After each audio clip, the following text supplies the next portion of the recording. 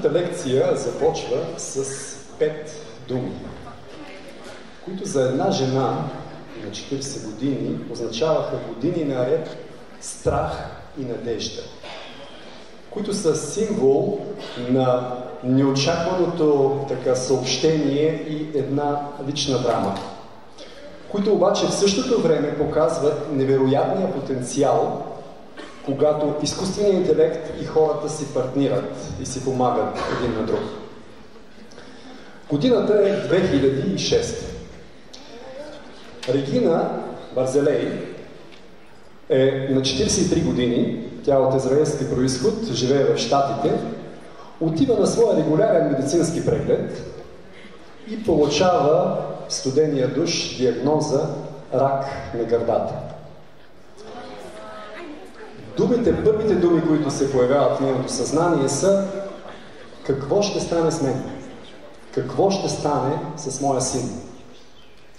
След няколко години тежка химиотерапия и също оперативна намеса, тя се връща, за щастие, жива и здрава, в Масачузетския институт за технологии, така наречения MIT.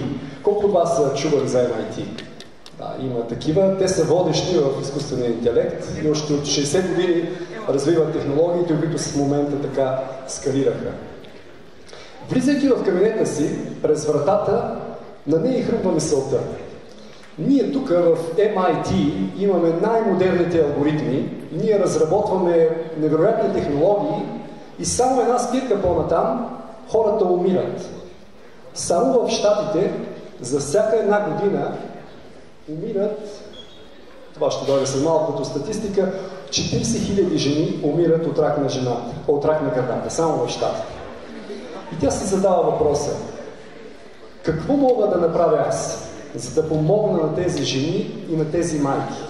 Може ли ние всъщност с помощта на нашите алгоритми да разпознаем рака на гърдата от така наречените мамограмни снимки значително по-рано, за да избегнем всички тези оперативни намеси, химиотерапия и така нататък?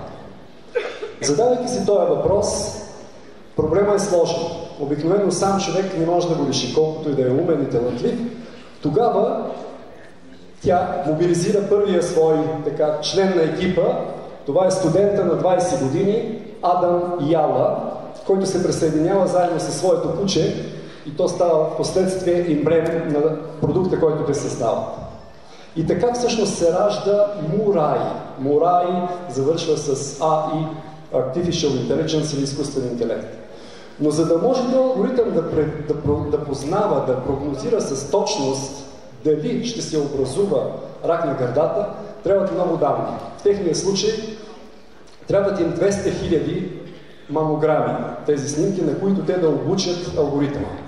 И тук трябва да се намери в Щатите, както и в Германия, личните данни са много недостъпни, успяват да спечелят сърцето на една докторка, тя се казва Кони Леман от болницата в Чикаго, и тя предоставя анонимизирани, разбира се, 200 000 мамограми в процеса на годините, където се е виждало, че рака се развива.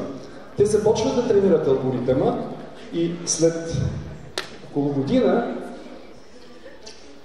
се ражда, това е Кони Леман отдясно, а отляво е една лекарка в болница в Мексико, които са първите, които внедряват това в тяхната обичайна практика и диагноза. И всъщност така се ражда Мурай. Тук вече казахме за тия 40 000 жени, които умират и все още с тази помощ малко по-рано и с по-малко интервенция.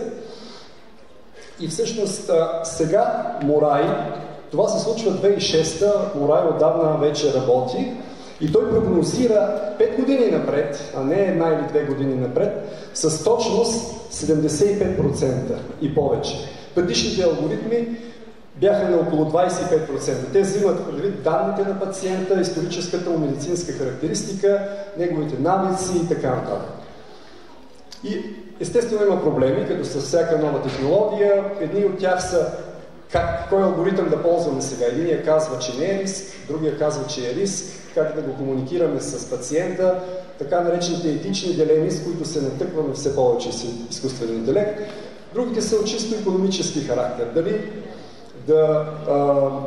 застрахователите в щатите, например, не искат да плащат на жени под 40 години да се правят мамограми. Те трябва от джоб да платят и подобни неща спират естествено развитието, но въпреки всичко технологията навлиза, използва се в Швеция, в Европа, ползва се в Мексико, както казах, в Тайван, в всички континенти и тя помага да се избегнат някои драстични операции или интервенции в тялото и дори да се спаси човешки живот.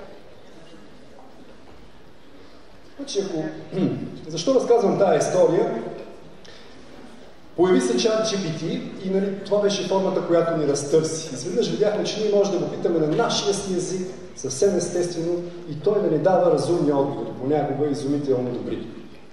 Но всъщност изкуственият интелект има в много различни разновидности и аз набързо ще ви покажа кои са те.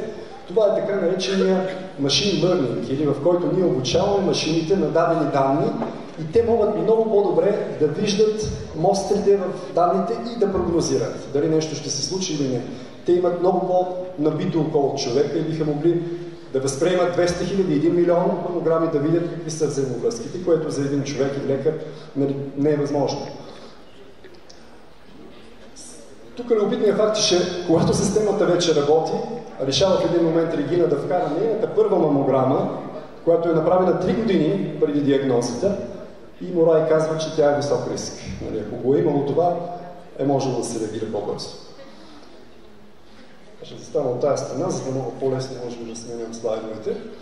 Значи аз реших да се образувам в тази област, понеже, както каза и госпожа Такева, никой не знае пълната дълбочина, дори хората, които го разработват. Единственият начин проактивно да се образоваме, да търсим начини и се записах в същия този институт, Massachusetts Institute of Technology, задочно така онлайн правих обучението. Един от моите учители беше точно Регина Бързалей. Не го знаех, вече изнасях лекции по темата, за мен беше много мило, че мога да говоря с нея и на практика нали, да даде някоя информация от кухнята, как се създават такива проблеми. Сега някои от слайдовете са на английски, те са малко, но ще превеждам в ефир. Другите слайдове ги преведох тази сутрин с изкуствен интелект на български. Има различни програми. Колко от вас са ползвали DeepL? DeepL е една от програмите. Да, виждам, че има такива хора. Ти му качваш твоята презентация и то директно ти я превежда. Разбира се, трябва да се пипне малко. И като габровец не исках да плащам само за този повод и затова трябваше да я разбирам, отнема малко повече време, но свърши добра работа, спести ми огромно време. Посланието на този слайд е как така да направим, не да се конкурираме с изкуствения интелект, а така да направим, че хората и изкуствения интелект и машините да бъдат много по-умни заедно, отколкото всеки един човек би могъл да бъде и отколкото само машините биха могли да бъдат.